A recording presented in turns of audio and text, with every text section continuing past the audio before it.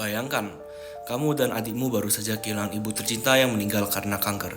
Tapi di tengah rasa duka yang mendalam, kalian berdua mulai mendengar suara ketukan misterius di dalam rumah kalian.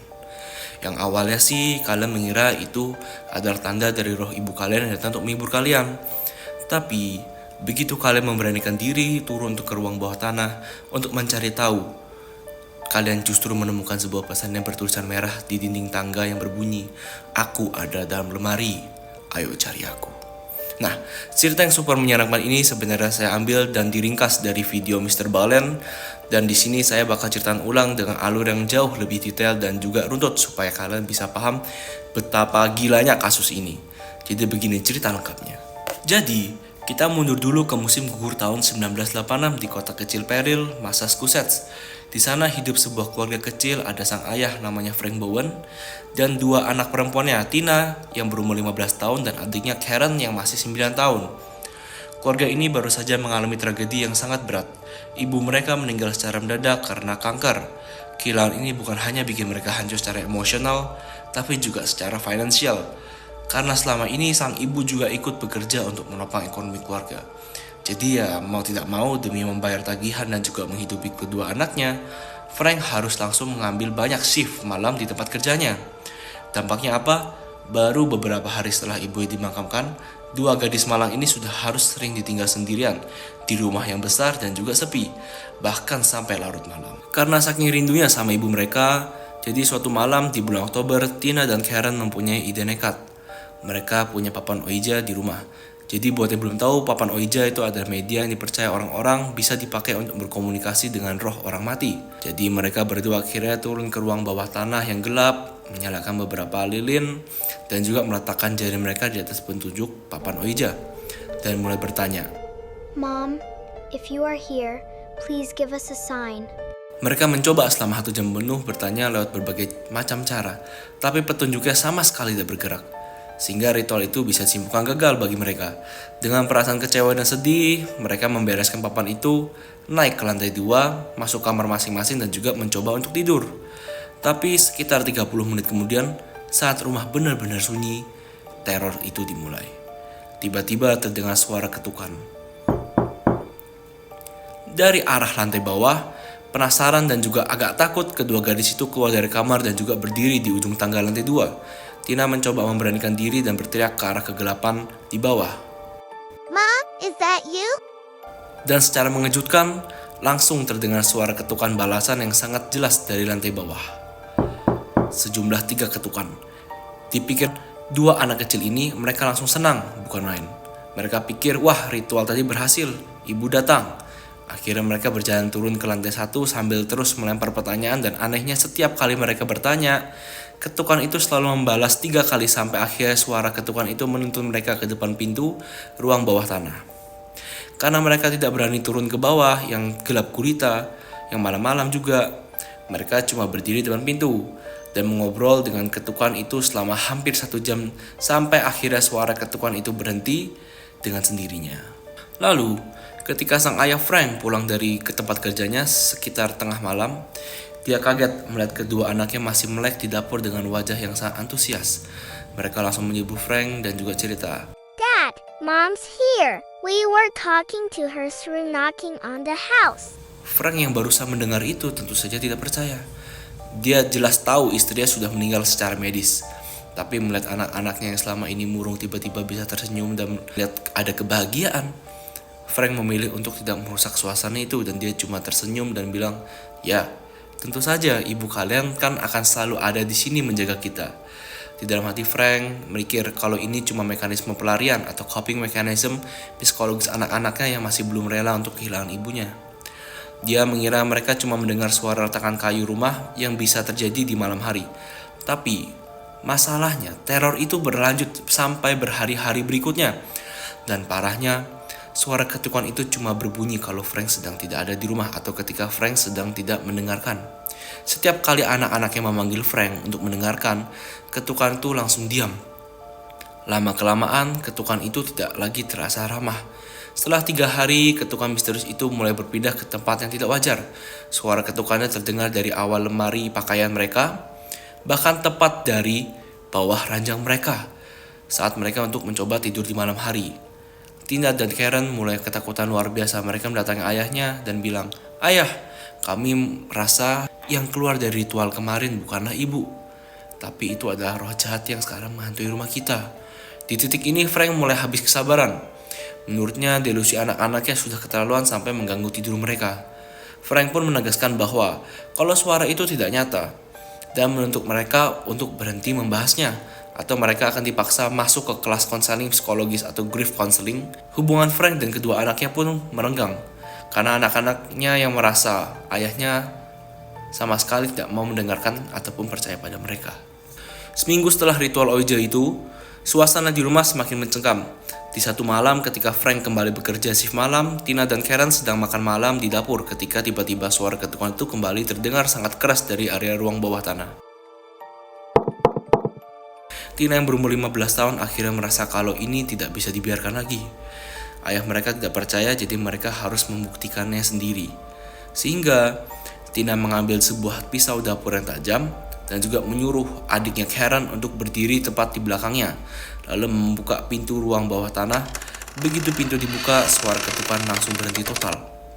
Dengan tangan gemetar, mereka berdua jalan turun ke ruang bawah tanah yang gelap mencari tali saklar lampu, lalu menyalakannya. Mereka memeriksa seluruh ruangan, berharap mungkin ada penjelasan logis seperti seekor rakun ataupun hewan liar yang masuk ke dalam rumah mereka. Tapi anehnya di ruang bawah tanah itu benar-benar kosong melompong. Karena merasa suasana makin tidak enak dan juga merinding, Tina bilang ke Karen, "Ayo kita naik dulu, ini sudah tidak beres lah." Jadi mereka pun berbalik untuk naik ke atas. Tapi pas waktu mereka sedang melangkah naik, mata mereka berdua tidak sengaja melihat ke arah dinding pembatas tangga. Dan di sana tertulis sebuah pesan dengan cairan berwarna merah pekat yang berbunyi dalam bahasa Indonesia, "Aku ada di dalam lemari, ayo cari aku." Melihat tulisan itu, kedua gadis itu langsung histeris. Mereka lari sekuat tenaga keluar dari rumah, pergi ke rumah tetangga sebelah, dan menggedor pintunya sambil menangis ketakutan. Tetangganya pun yang kebingungan akhirnya menyuruh mereka masuk dan menenangkan diri di dalam rumahnya mereka sambil menunggu Frank pulang kerja. Ketika Frank pulang, tetangga itu langsung mencegatnya dan juga menceritakan apa yang terjadi pada anak-anak mereka selama Frank pergi. Frank yang masih mengira itu adalah bagian dari delusi atau kenakalan anak-anaknya memilih untuk masuk ke rumahnya sendiri tanpa memanggil polisi. Dia memeriksa seluruh rumah dan juga memang benar tidak ada siapa-siapa dan juga tidak ada apa Frank lihat. Dia juga melihat tulisan di dinding tangga, tapi setelah Frank menyentuhnya, dia tahu kalau tulisan merah itu dibuat dari saus tomat yang ada di dapur mereka.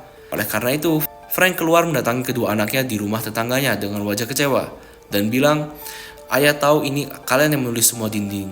Kalian sengaja melakukan ini karena kalian masih stres dan juga mencari perhatian ayah. Mulai besok tidak ada bantahan lagi, kalian berdua harus masuk terapi psikolog." Meskipun Tina dan Karen bersumpah demi apapun kalau bukan mereka yang menulisnya, Frank tetap menutup mata dan anehnya setelah kejadian hari itu dan setelah kedua gadis itu masuk kelas terapi, semua suara ketukan dan juga gangguan di rumah mereka langsung hilang total. Rumah mereka kembali damai dan juga tenang. Kedamaian itu cuma bertahan hanya 3 minggu, sampai akhirnya pada tanggal 8 Desember 1986, Frank mengajak anak-anaknya bersama seorang teman yang bernama Kathleen untuk pergi makan malam. Pas pulang ke rumah yang sudah gelap, Frank curiga dikarenakan melihat beberapa lampu rumahnya yang sedang menyala. Begitu pintu dibuka, Frank shock. TV dan juga radionya menyala, serta posisi perabotan lantai 1 sudah bergeser secara aneh. Frank langsung emosi dan mikir, apa anak-anakku kumat lagi ya delusinya? Tapi kan dari tadi mereka pergi bareng saya. Saat Frank sibuk merapikan perabotan, ketiga gadis ini ketakutan dan langsung menempel ketat di belakangnya. Frank memeriksa seluruh rumah dari lantai 2, lonteng, sampai rumah bawah tangganya mereka. Tapi hasilnya nihil, gak ada tanda orang mendobrak sampai akhirnya Frank ingat ada satu ruangan kecil di dekat pintu masuk yang belum dia periksa. Begitu masuk ke ruangan itu, mata Frank langsung tertuju ke dinding. Ada pesan baru dari krim cukur putih yang berbunyi "Marry me" atau nikahi aku. Pas Frank lagi bingung menatap tulisan itu, tiba-tiba terdengar suara pergerakan dari dalam lemari pakaian di sudut ruangan. Pintu lemari itu perlahan terbuka dan keluarlah seorang remaja laki-laki yang mengenakan gaun milik mendiang istrinya, Frank, dengan wajah penuh makeup badut sambil memegang sebuah kapak besar. Maniak ini menatap kosong dan berkata dingin, You and the children now go upstairs. Frank langsung masuk ke mode pelindung. Dia menghalangi si maniak dan berteriak ke anak-anaknya, cepat naik ke atas, masuk ke kamar pertama. Mereka beralih ke lantai 2 dengan si badut yang menguntut dari belakang sambil menyeret kapak. Begitu anak-anak masuk kamar, Frank langsung membanting pintu dan juga menahan ganggannya sekuat tenaga menggunakan berat badannya. Di luar terjadi aksi dorong-dorongan pintu yang sangat brutal. Sadar pintu gak bakal bertahan lama, Tina yang berumur 15 tahun mengambil keputusan nekat. Dia berlari keluar jendela, dari lantai 2 dia membuka dan langsung melompat dari keluar jendela ke halaman bawahnya dia. Meskipun badannya kesakitan menghantam tanah, Tina bangkit dan lari histeris ke rumah tetangganya buat telepon polisi. Beberapa menit kemudian, belasan mobil datang polisi dengan sirene yang meraung-raung. Frank dan 2 gadis lainnya berhasil dievakuasi lewat tangga darurat. Polisi bersenjata lengkap langsung menyerbu kamar dan juga rumah. Tapi si maniak sudah hilang. Mereka cuma nemuin sebuah kapak di dekat pintu kaca geser belakang rumah yang sedikit terbuka. Nah, karena situasi dianggap berbahaya oleh polisi menyuruh keluarga Frank untuk mengungsi sementara dari rumah mereka, dan rumah mereka akan diawasi ketat dari luar selama 24 jam. 2 hari kemudian, di siang hari, Frank terpaksa balik sendirian buat ngambil pakaian tertinggal. Anehnya, Frank tidak melihat adanya polisi di luar. Pas baru berjalan menuju pintu depan, dari sudut matanya, Frank bersumpah melihat ada bayangan orang bergerak dari dalam ruangan di lantai 2 rumahnya. Merinding dan takut salah paham dengan polisi yang mungkin berjaga di dalam, Frank menelepon kantor polisi dari rumah tetangganya. Petugas di telepon bilang, anggota kami jaga dari luar pak. Kemungkinan Anda tiba pada saat pergantian shift. Tunggu di luar sampai petugas shift kedua datang dan juga minta dia periksa dalam rumahnya. Pas mobil posisi kedua datang, petugas itu langsung masuk sendirian buat memeriksa. Dan apa yang dia lihat di dalam benar-benar bikin kegilaan murni yang bikin merinding. Perabotan lantai 1 sudah ditumpuk membentuk formasi aneh yang mengerikan. Di langit-langit atap ada ratusan koin logam yang ditempel pakai lem. Dan juga ada berserakan gelas yang berisi champagne. Dari kegilaan itu dan yang paling horor adalah semua foto keluarga di dinding sudah ditusuk dengan pisau dapur yang masih menancap di bagian wajah Tina dan juga Karen. Di atas foto-foto itu tertulis pesan dengan spidol hitam, aku akan membunuhmu Tina dan aku akan membunuhmu Karen. Sadar ini bahaya tingkat tinggi, polisi itu mundur dan juga memanggil pasukan tambahan. Dalam sekejap, belasan polisi mengepung dan juga menggeledah isi rumah, tapi hasilnya tetap kosong. Padahal di luar lagi turun salju dan gak ada satupun jejak kaki di halaman yang menunjukkan ada orang keluar masuk dari rumah ini. Ini benar-benar gak masuk akal bagi polisi. Setelah berjam-jam pencarian dan frustasi, beberapa polisi berkumpul di ruang bawah tanah sambil bingung memikirkan apa yang mereka lewatkan. Pas lagi asik mengobrol, salah satu polisi tanpa sengaja menyandarkan badannya ke sebuah mesin cuci besar. Tiba-tiba, mesin cuci itu bergeser sedikit. Di balik mesin cuci itu, si polisi melihat ada selah lubang besar yang mengganggang di dinding beton itu. Dia sambil mengambil senter dan juga menyorot ke dalam kegelapan rongga dinding itu. Dan matanya langsung terbelakang ketakutan. Ternyata di dalam rongga sempit dinding beton itu sedang ada jongkok seorang remaja laki-laki berpakaian gaun malam dan juga wajahnya penuh makeup badut yang luntur. Dengan kapak besar di bahunya sedang menatap balik ke arah polisi dengan tatapan yang sangat kosong dan dingin. Nama remaja itu adalah Danny LaPlante. Nah, begitu Danny ini ditarik dan juga dipaksa dan diringkus, terungkaplah kebenaran yang jauh mengerikan dan juga menyeramkan dari cerita hantu manapun.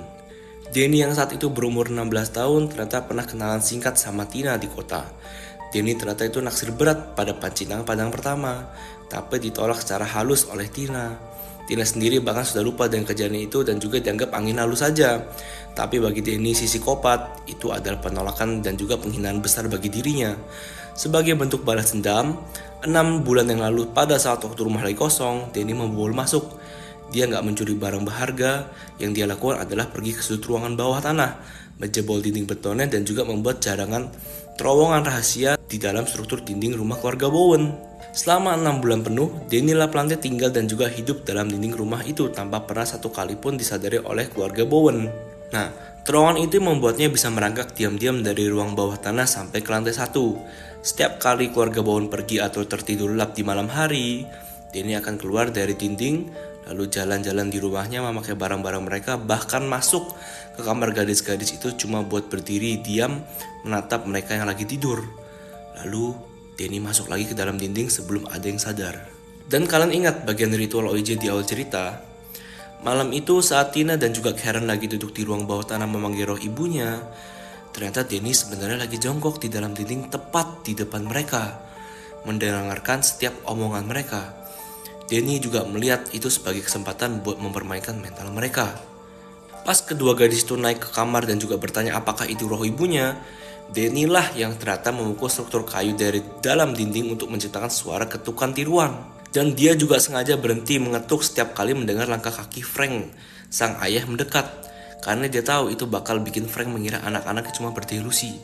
Dan ketika kedua gadis itu turun membawa pisau, Danny dengan cepat menulis pesan saus tomat, "I'm in your closet" di dinding tangga, lalu menyelinap kembali ke dalam rongga dinding beton di belakang mesin cuci tepat sebelum mereka menyalakan lampu.